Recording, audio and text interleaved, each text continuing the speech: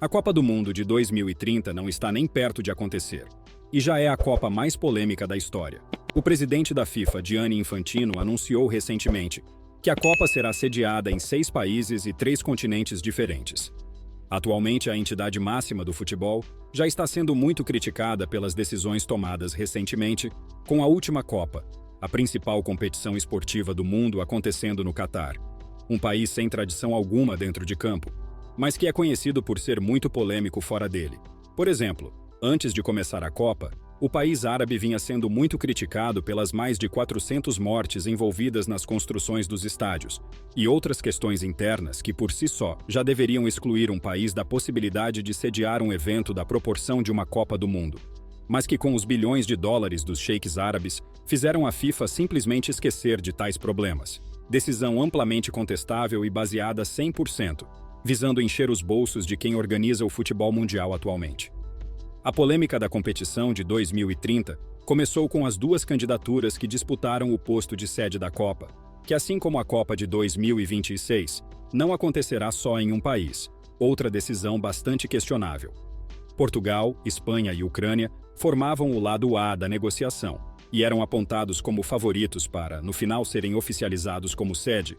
Já os sul-americanos tinham a seu favor o fato de essa edição ser a de aniversário número 100 das Copas do Mundo. E como a de 1930 foi no Uruguai. Já sabiam que a FIFA, mesmo querendo mandar a Copa na Europa, queria homenagear a história que foi escrita anteriormente, pois não queriam receber as críticas que o Comitê Olímpico Internacional recebeu quando realizou a sua edição especial número 100 em Atlanta, e não em Atenas, cidade sede original.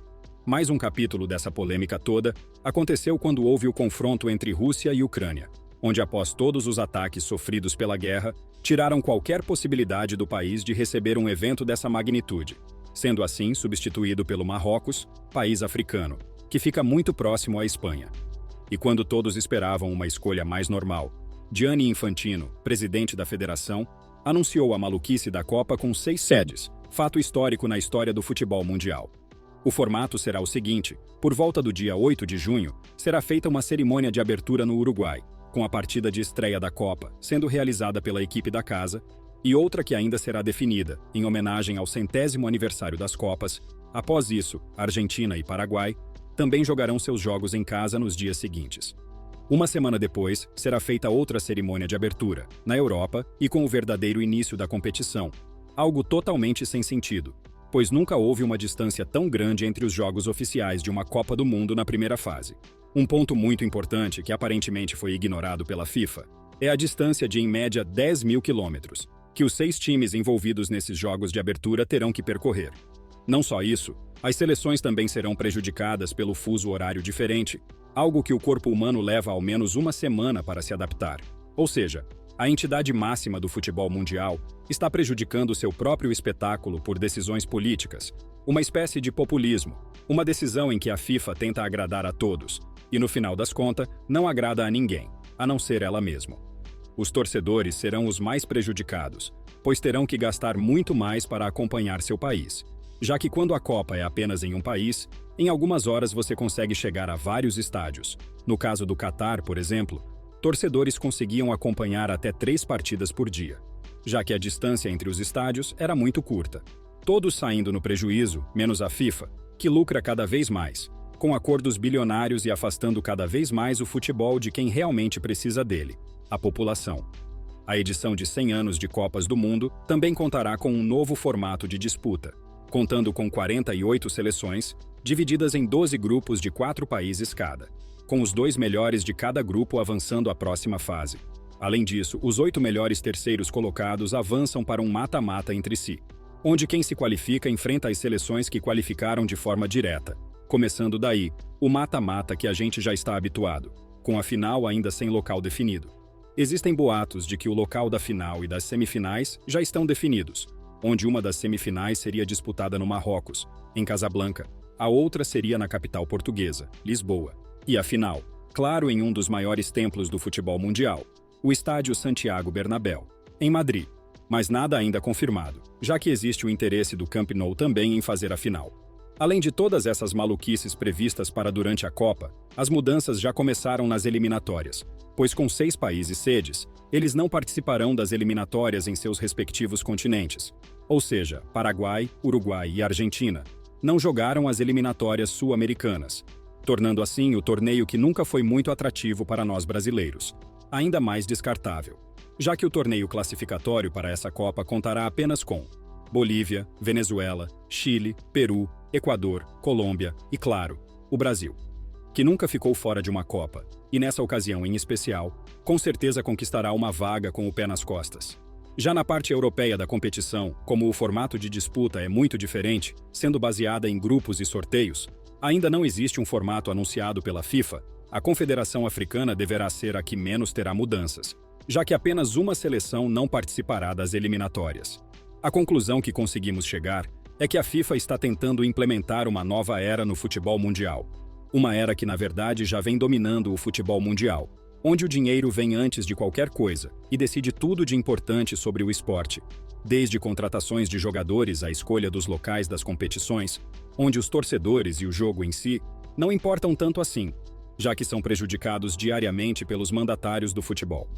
Fato triste, que afasta cada vez mais o verdadeiro torcedor, apaixonado pelo futebol. A política também se infiltra diariamente no esporte, já que países que aparecem como vitrines de grandes jogos são vistos como países prósperos e muito desenvolvidos, passando uma imagem de tranquilidade e paz, alavancando as economias nacionais. Um exemplo disso ocorreu na Copa do Mundo de 2018, sediada na Rússia, país que na época passava uma imagem tranquila, aos olhos do mundo, mas que pouquíssimos anos depois se envolveu em uma das batalhas modernas mais sangrentas da história. O futebol se perde todos os dias nas mãos de gananciosos que não têm a menor consideração pela história do esporte mais popular do mundo, nem pelos apaixonados que verdadeiramente sempre mantiveram o esporte em evidência. Nesse turbilhão de decisões controversas e mudanças impactantes, a Copa do Mundo de 2030 emerge como um marco de polêmica antes mesmo de seu pontapé inicial. A FIFA, a entidade máxima do futebol, tem sido alvo de críticas e desconfiança devido às suas escolhas recentes. Desde a atribuição da Copa ao Catar em 2022, um país sem tradição futebolística e envolto em controvérsias de direitos humanos, a FIFA tem sido constantemente questionada por suas decisões e prioridades. A busca por lucro parece muitas vezes sobrepujar os princípios fundamentais do esporte. A escolha da sede para 2030 enfrentou desde o início questionamentos, com Portugal, Espanha e Ucrânia sendo favoritos, mas a América do Sul buscando homenagear a história do futebol.